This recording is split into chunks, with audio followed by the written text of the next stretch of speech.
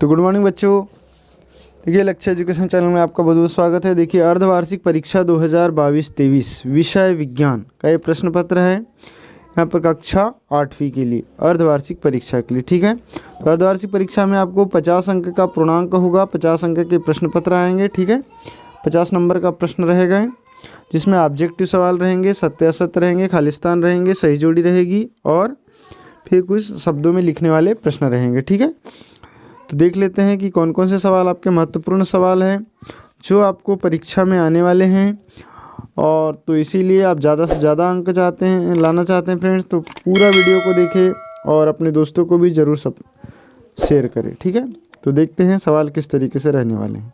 हमारे पास पहला सवाल है यहाँ पर, निम्नलिखित में से सही विकल्प का चयन कीजिए। जो 5 अंक के प्रश्न हैं, एक एक अंक प्रत्येक प्रश्न पर है। आपको पहला सवाल दिया हुआ है कि विभिन्न अंतराल पर खेत में जल देना क्या कहलाता है। जैसे खेत में हम क्या देते हैं, बार बार जल देते हैं, उसको क्या कहते हैं, सिंचाई, थ्रेशिंग, विनोइंग या निराई। तो आप जानते हैं सभी कि जब हम पानी सिंचाई देते हैं, खेत में जल देते हैं, तो उसको क्या कहते हैं, सिंचाई कहते हैं।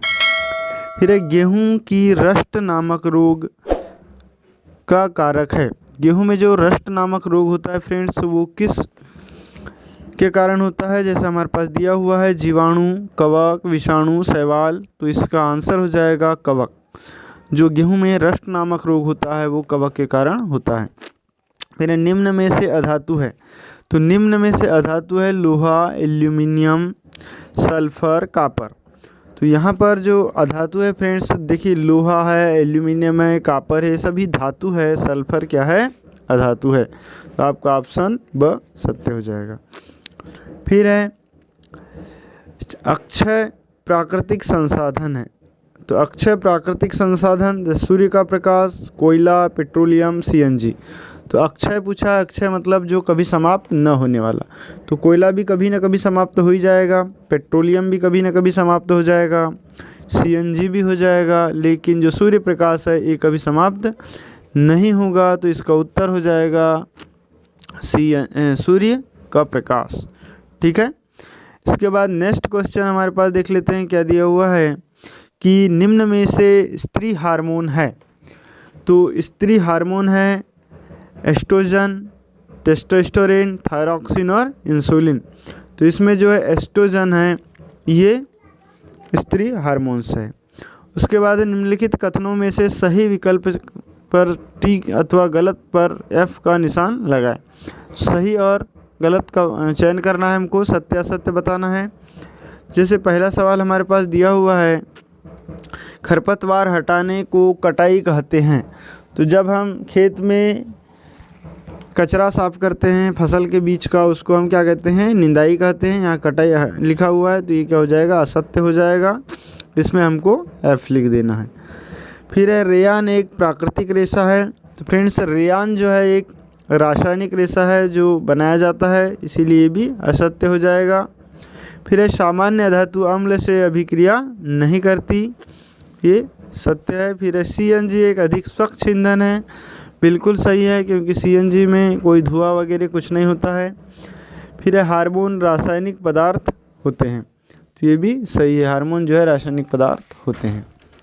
फिर है निम्नलिखित को रिक्त स्थान की पूर्ति करें। अब रिक्त स्थान दिया हुआ है हमारे पास, खरपतवार हटाने को खालिस्तान कहते हैं।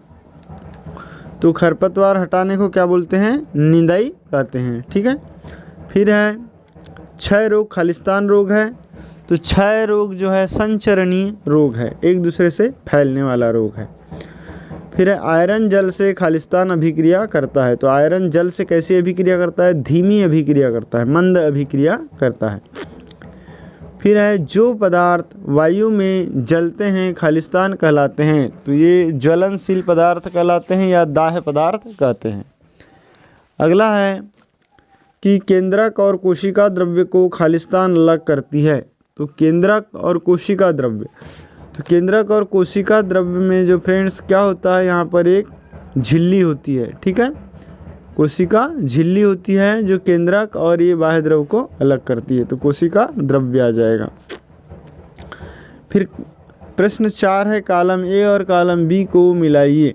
ठीक है, पहला दिया है टेस्टोस्टेरोन। टेस्टोस्टेरोन जो है वृषण से स्रावित हार्मोन है, तो इसका ऑप्शन सी आ जाएगा। ठीक है, ये चौथा नंबर।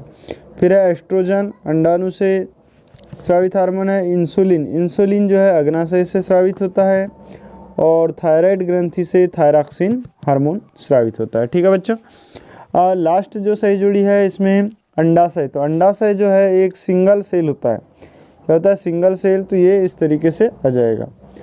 तो बच्चों वीडियो पसंद आ रहा हो तो प्लीज़ इसे लाइक कर ले, चैनल पर पहली बार आए हो तो सब्सक्राइब करें ताकि इसी प्रकार की वीडियो आपको प्राप्त हो सके। और यहाँ से बहुत सारे क्वेश्चन आपको आएंगे फ्रेंड्स, देख लीजिए कौन कौन से क्वेश्चन आपकी परीक्षा में आने वाले हैं। जैसे पहला है खाद और उर्वरक में 4 अंतर लिखिए। जैसे खाद और उर्वरक, तो खाद जो होता है प्राकृतिक होता है और उर्वरक जो है रासायनिक है। ठीक है, इसी प्रकार के आप 4 अंतर लिख सकते हैं इसमें। जैसे थर्मोस्टेट, अब थर्मोस्टेट थर्मोसेटिंग प्लास्टिक किसे कहते हैं, इसके कोई 2 उदाहरण लिखिए। जैसे थर्मोसेटिंग प्लास्टिक का मतलब होता है फ्रेंड्स, जब कोई प्लास्टिक को हम जैसे कारखाने में या कहीं भी वो प्लास्टिक को एक बार ढाल लिया जाता है किसी भी आकार में, तो उसको दूसरे आकार में उसके बाद में उसको नहीं ढाला जा सकता। ठीक है, तो उसको थर्मोसेटिंग प्लास्टिक कहते हैं। फिर आघातवर्धनीयता और तन्यता। आघातवर्धनीयता में जब हम किसी वस्तु को बार बार पीटते हैं तो वो भंगुर नहीं होती, टूटती नहीं, बस जैसे सोना है, सोना को बार बार कितना ही पीटो तो वो क्या है, टूटता नहीं है ना। तो उसको कहते हैं आघातवर्धनीयता। और तन्यता का मतलब है किसी को हम खींचते हैं तो लंबा होते जाता है, लंबा होते जाता है, लेकिन वो टूटता नहीं है, वो है तन्यता। ठीक है, फिर जीवमंडल से आप क्या समझते हैं, तो जीवमंडल जहाँ पर जीवन संभव होता है उसको हम जीवमंडल कहते हैं। फिर है मानव तंत्रिका कोशिका का रेखा चित्र बनाइए तथा कोशिका तंत्रिकाओं द्वारा क्या कार्य किया जाता है इसको समझाना है। बहुत ही महत्वपूर्ण सवाल है ये सभी।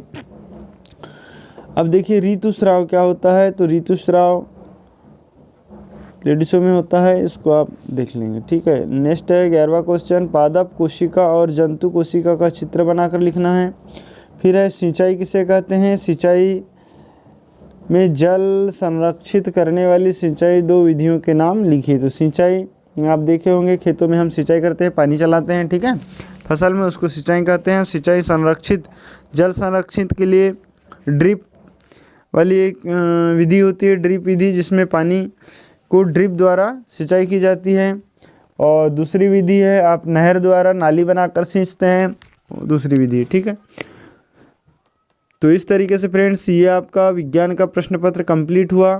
यदि वीडियो पसंद आया हो तो प्लीज़ लाइक कर ले, चैनल को सब्सक्राइब करें और अपने दोस्तों को ज़रूर शेयर करें। और इसी प्रकार के फ्रेंड्स आप प्रश्न पत्र चाहते हैं तो उसका लिंक आपको डिस्क्रिप्शन में मिल जाएगा, वहाँ से आप देख सकते हैं। Thanks for watching.